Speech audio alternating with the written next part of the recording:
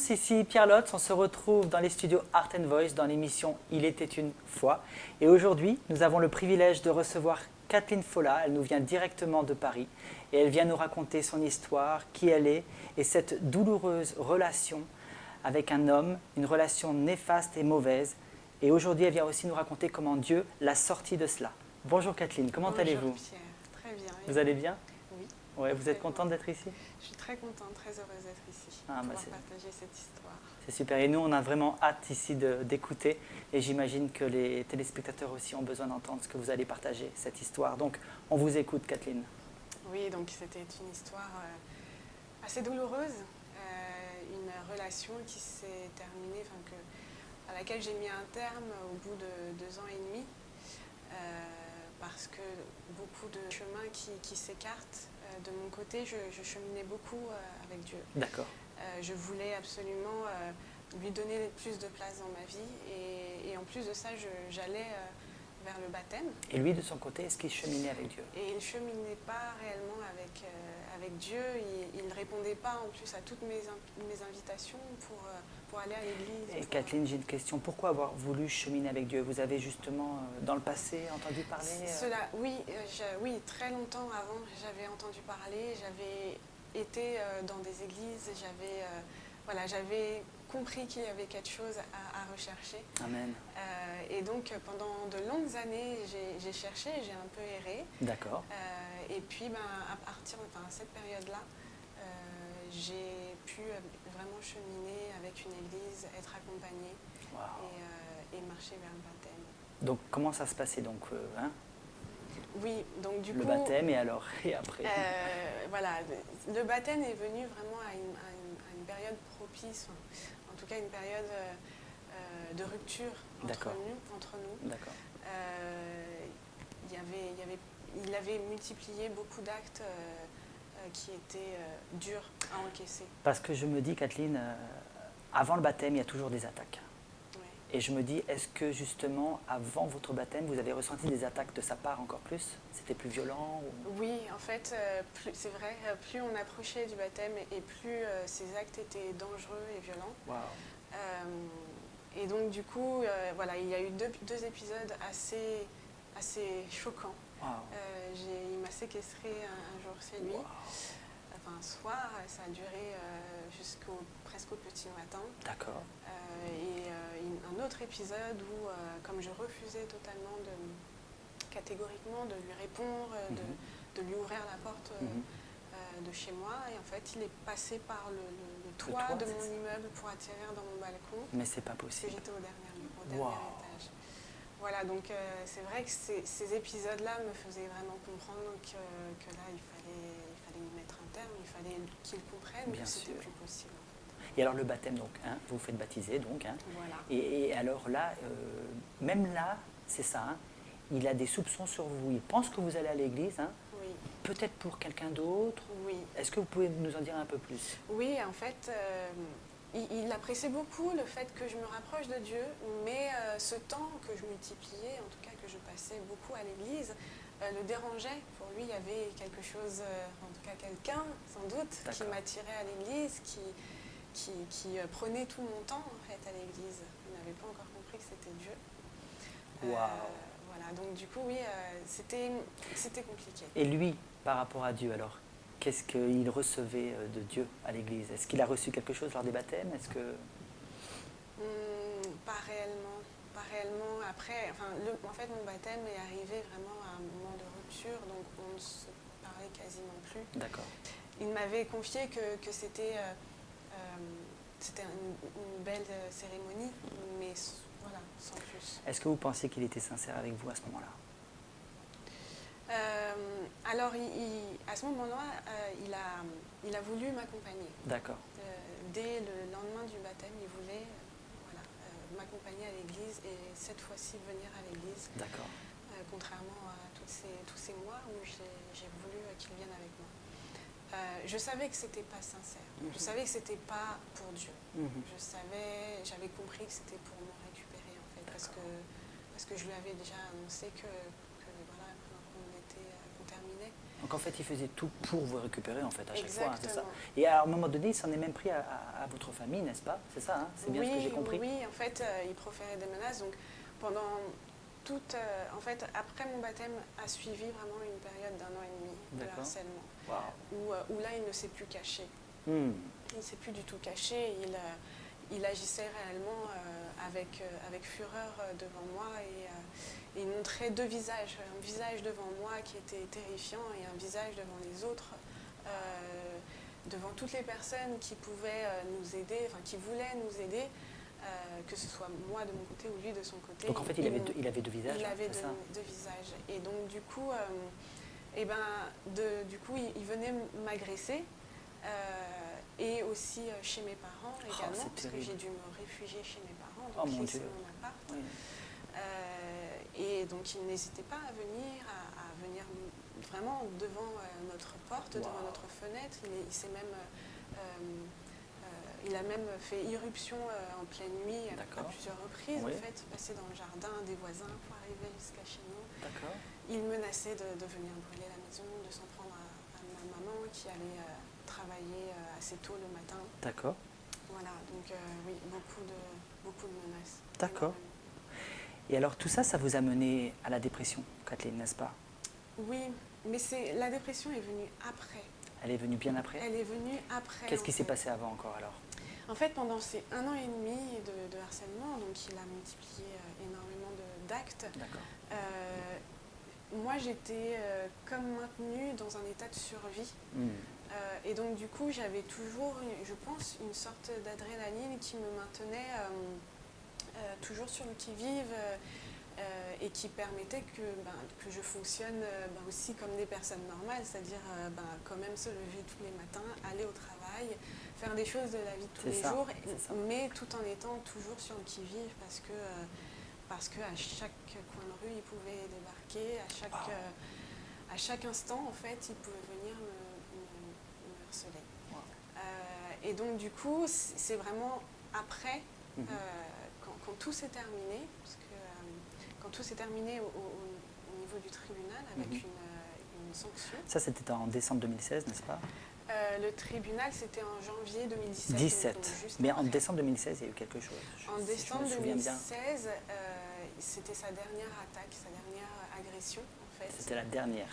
Oui, c'était la dernière officielle. D'accord. C'est ça. Et en 2017 donc. Et en 2017, donc deux dates au tribunal de Créteil. D'accord. Où il a eu, il a écopé d'abord la première date de 11 mois de sursis. D'accord.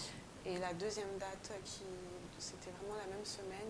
Là, cette fois-ci, il a eu 4 mois de prison ferme. D'accord. Voilà. Et donc après 8 mois de dépression, c'est ça? Et donc oui, par la suite, à partir de janvier 2017, 8 mois de dépression à peu près. Wow. Où en fait tout est retombé.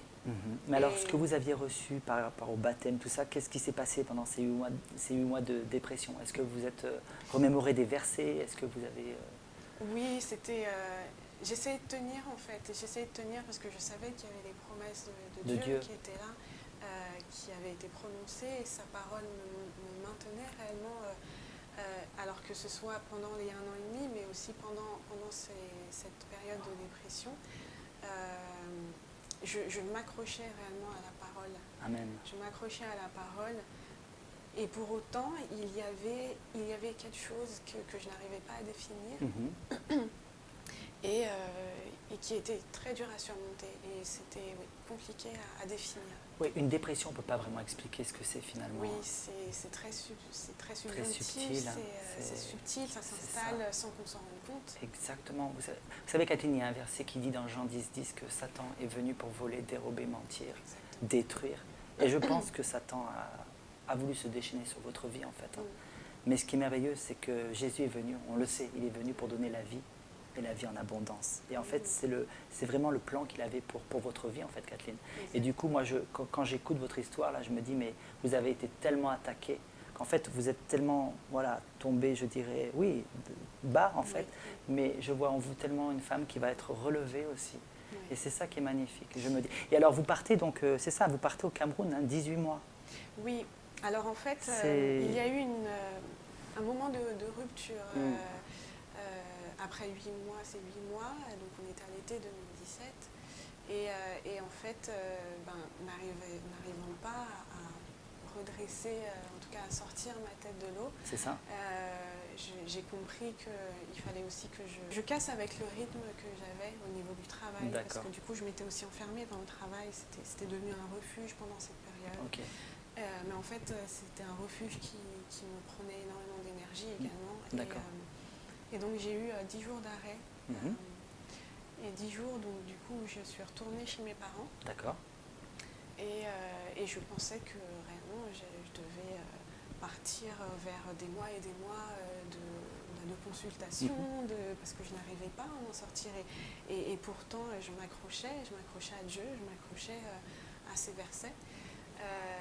Est-ce qu'il y a un verset en particulier que vous pouvez nous dire peut-être qui vous a tenu debout peut-être, ou fortifié il y a un verset dans Jean, c'est heureux les persécutés, heureux ceux qui seront réellement...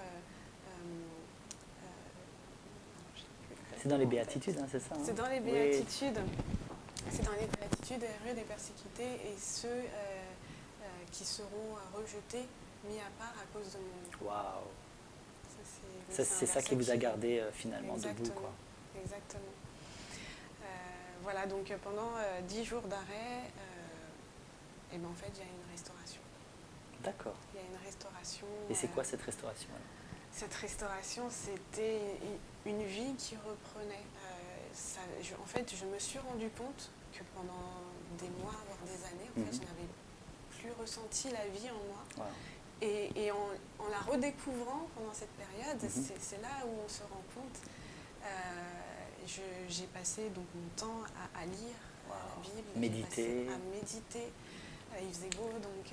Est-ce que la louange faisait aussi partie de louer Dieu, tout ça? Oui. Très important. Oui, énormément. La prière, j'imagine. Il se passe beaucoup de choses dans la louange, donc oui, ça c'était... voilà, la prière, la parole. D'accord. Et réellement se poser. J'avais vraiment fait une césure avec mon rythme effréné, avec le travail. Bien sûr. Et là, Dieu m'a restaurée. Là où moi, je n'arrivais plus et je ne savais pas comment me relever, en fait, Dieu m'a restaurée. Et c'est vrai que c'est un peu dur à expliquer au final, parce qu'il se passe des choses en nous, mais c'est palpable en nous. C'est ça. Mais du coup, à réinterpréter, c'est compliqué, mais en tout cas, il y a eu une véritable restauration. Et si vous n'aviez pas eu Jésus, vous seriez où? Je n'en sais rien. Vous ne savez pas, c'est ce que vous dites. Je n'en sais rien, exactement. Sans Jésus, je ne sais pas si justement j'aurais eu la force de me lever chaque matin. Je ne sais pas si tous les gestes banals du quotidien, j'aurais eu la force de les réaliser. Je ne sais pas si j'aurais eu la force de tenir bon face à l'adversité, donc face à cette personne, mais également vis-à-vis des forces de l'ordre, des forces du corps judiciaire, qui malheureusement n'aident pas beaucoup les femmes. Il y a du mieux. Donc finalement, vous êtes aperçu que voilà, ils n'aidaient pas les femmes, quoi. Ils sont pas, en tout cas, le corps, les forces de l'ordre sont assez peu équipées. D'accord. Donc on a un accueil qui peut refroidir et c'est déjà en fait un pas phénoménal de passer la porte d'un commissariat. Et donc s'il y a la moindre frustration derrière, on peut avoir du mal à revenir réellement. Je comprends. Et à un moment donné, vous dites que vous pensez que Dieu vous a surestimé. Oui. C'est ça. Oui. Et en fait, vous pouvez m'en dire un peu plus, oui, enfin nous en dire un peu plus. Du coup, pendant cette période-là, beaucoup d'amis, notamment des amis chrétiens, m'expliquaient me ressortaient des versets, des paroles qui disent que voilà, Dieu ne donne pas d'épreuves plus difficiles qui vont au-delà de nos forces. Voilà, c'est ça. Et j'étais là, oui, tout à fait. Mais c'est vrai que dans mes prières, parfois je disais, mais Seigneur, là, je crois que tu m'as surestimé parce que c'est trop dur. C'est ça, c'est ça. Trop dur. Et c'était quoi la voix que vous entendiez? Qu'est-ce qu'il vous disait Dieu à ce moment-là? En fait, Dieu répond, Réellement, tout est dans son livre merveilleux. Dieu, à cela, Dieu répond sois sans crainte parce que Ma grâce te suffit. voilà, ma grâce te suffit C'est et ça dans qu'il la vous disait. faiblesse, Oui. dans ta faiblesse, moi, ma puissance S'accomplit. Amen. Et c'est là où, dans ce cas-là, à travers ces paroles-là, il nous invite à tenir bon, Amen. à tenir ferme. Mais est-ce que vous pouvez dire que ce voyage humanitaire vous a quand même sauvé la vie? Oui, en Oui. fait, il a fait partie de la restauration. D'accord. Il a vraiment fermé tout le processus de restauration. Et puis il vous a peut-être permis aussi de ne pas être centré sur vos problèmes, sur vous-même. Oui. Peut-être que c'est ça. Peut-être d'aller vers les autres aussi. Voilà, ça allait vraiment dans la continuité de cette césure qu'il me fallait. En fait,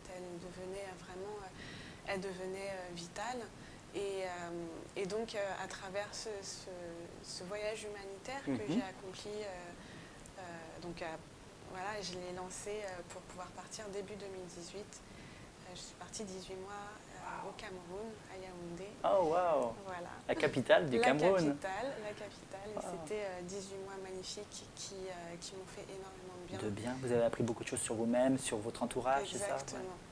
Exactement, sur la vie là-bas. Et voilà, oui, en effet, on apprend à relativiser. C'est ça. On apprend... on voit des situations extrêmement compliquées. Parce que vous disiez que c'était quand même bol d'air, c'était une nécessité pour vous, donc j'imagine que voilà, oui, ça a dû aider pour votre guérison. Autant, c'était un bol d'air qui est venu exactement au bon moment. Au moment où il fallait. Amen. Pas avant. Souvent, même parfois des personnes de la police me disaient, mais en fait... voilà, pourquoi vous partez pas, pourquoi vous isolez pas, vous changez de nom, vous changez de travail et vous allez dans un autre pays en fait. Et moi je refusais ça. Enfin, déjà j'étais vraiment abasourdie d'entendre ces paroles-là d'un agent de la paix, mais je refusais ça en fait, de partir dans la crainte, de fuir avec la boule au ventre. C'était extrêmement compliqué, ça c'est sûr, de rester pour combattre et parfois en combattre seul, mais c'était nécessaire. Et c'est super ce que vous avez fait parce que la Bible nous dit, Dieu ne nous a pas donné un esprit de timidité, mais de force et d'amour. Moi je pense que, j'en suis persuadée, c'est qu'à ce moment-là vous étiez rempli de l'esprit et l'esprit vous a parlé et vous avez dit non, je ne partirai pas, je vais croire. Oui, j'ai des Goliaths, oui, j'ai des soucis, mais je vais croire que... Et je vais faire entendre ma voix. J'ai rejoint une association qui s'appelle Éclat. Voilà, qui a été créée en 2018 et qui se propose d'accompagner les femmes, de les écouter, de leur apporter une écoute et de les accompagner durant des faits similaires, alors qui peuvent être de violences quelconques, de violences en général, à des cas beaucoup plus aussi ciblés avec des viols, etc. Et cette association est récente, je dirais. Voilà, oui, elle a été créée en 2018, début 2018, donc elle est toute récente. C'est une association à laquelle je participe également à son développement. Wow. Et donc nous accueillons déjà des femmes en écoute téléphonique. Wow. Et nous travaillons aussi en backstage pour pouvoir développer d'autant plus l'association. Donc son slogan, c'est briser les murs de la violence, du viol, pour passer de victime à victorieuse. Et ça veut tout dire, vraiment. Ça veut tout dire. Wow. Catherine, vraiment, est-ce que je peux vous demander, moi j'ai été vraiment bouleversée par votre histoire, vraiment, je l'ai lu, et est-ce que vous pourriez prier peut-être pour des femmes qui sont dans votre cas, ou des hommes, peu importe, oui. Est-ce que vous pouvez prier pour eux? Oui. Bien sûr. Allez, c'est bon. Seigneur, je t'adresse ces paroles, je t'adresse ces prières, Père, afin que tu puisses agir, afin que tu puisses être présent, afin que ta grandeur se manifeste, que ta puissance se manifeste. Seigneur, comme tu as agi dans ma vie, je sais et je crois fermement que tu peux agir dans la vie de chacun, dans la vie de ceux qui souffrent aujourd'hui. Là où tu m'as restauré, tu peux restaurer également pour pour cette personne qui est derrière la caméra, Père éternel, et qui vit des situations Amen. extrêmement difficiles. Oui, Seigneur. Seigneur, tu es extrêmement grand Amen. et réellement là où tu nous as aimés, que tu puisses placer cet amour, que tu puisses réellement révéler ton amour en chacune des personnes qui ont besoin de toi aujourd'hui. Amen. Je te rends gloire dans le nom de Jésus. Amen, Seigneur. Kathleen, aujourd'hui, vous êtes une femme libre. Oui. Oui. Oui. Vous avez cette paix à l'intérieur. Aujourd'hui, je suis restaurée. Aujourd'hui, j'ai la persuasion que Dieu marche avec moi, Wow. quel que soit ce que je vais traverser. Et oui, réellement, Dieu a vraiment agi. Et aujourd'hui, je suis restaurée, je marche fermement et je veux aider, justement.